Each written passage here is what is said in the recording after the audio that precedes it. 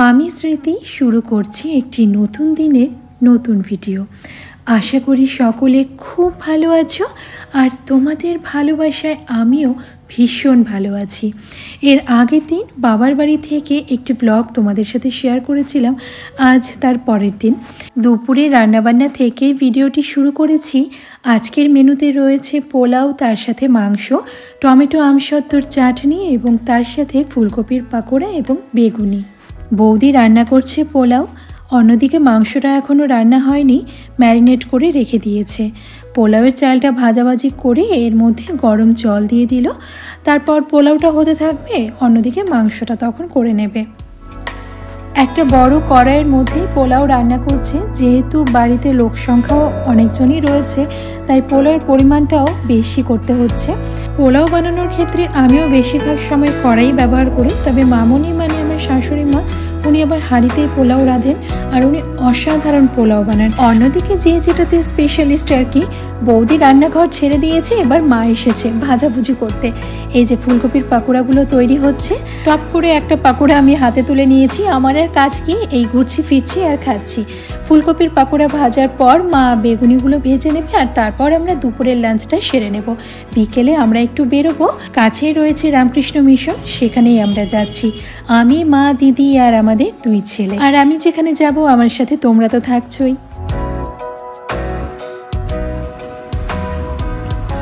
ভেতরে ঢুকে জানতে পারলাম এই রবিবার 22 তারিখ সারদা মায়ের জন্মতিথি উপলক্ষে এখানে বিশেষ উৎসব অনুষ্ঠানের আয়োজন করা হচ্ছে। সেই কারণেই ফুল দিয়ে সুন্দর করে গেট বানানো হয়েছে।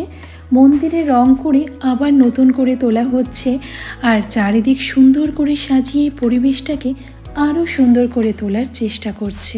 এমনিতেই এখানে এত গাছ, এত সবুজ, এত শান্ত পরিবেশ, ভেতরে গাড়ির কোনো আওয়াজ নেই। চারিদিকে যে পাখিগুলো কিচিরমিচির করছে না, প্রত্যেকটা পাখির আলাদা আলাদা স্বর সেই আলাদা আলাদা ভাবেই কানে আসছে।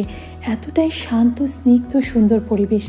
এমনিতেই আমি প্রকৃতি এবং সবুজ খুব ভালোবাসি, তার উপর এই রকম পরিবেশ আমার মনকে ভীষণভাবে ছুঁয়ে যায়। মন্দিরের ভেতরে চলে এসেছি।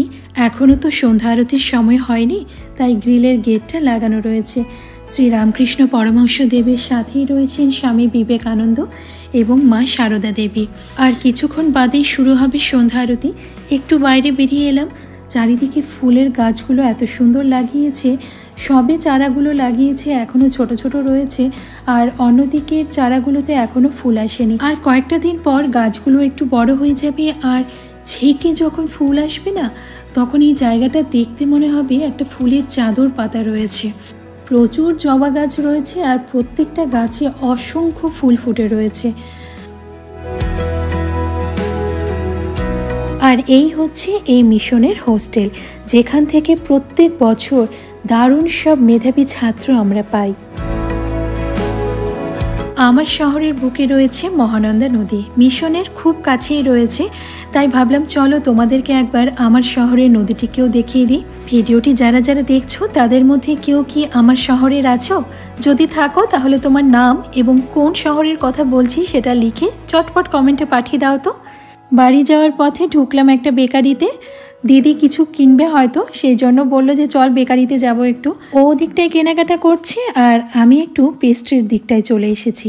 এই বেকারিতে পেস্ট্রির প্রচুর ভ্যারাইটি, খেতে যেমনই হোক না কেন সবগুলো যে খেতে দারুণ হয় তা কিন্তু নয়, কিন্তু দেখতে এক একটা একদম মারাত্মক লেভেলের। আর তো কয়েকটা দিন, তারপরেই আসছে ক্রিসমাস আর এই কেক পেস্ট্রির দিন। বাড়ি আসার পর বৌদি হাতে দিয়ে দিল 1 প্লেট গরম গরম এগ চাউমিন। দুর্দান্ত হয়েছিল খেতে। চলো ভিডিওটিও এখানে শেষ করি। সবাই ভালো থেকো, সুস্থ থেকো। আজ আসি।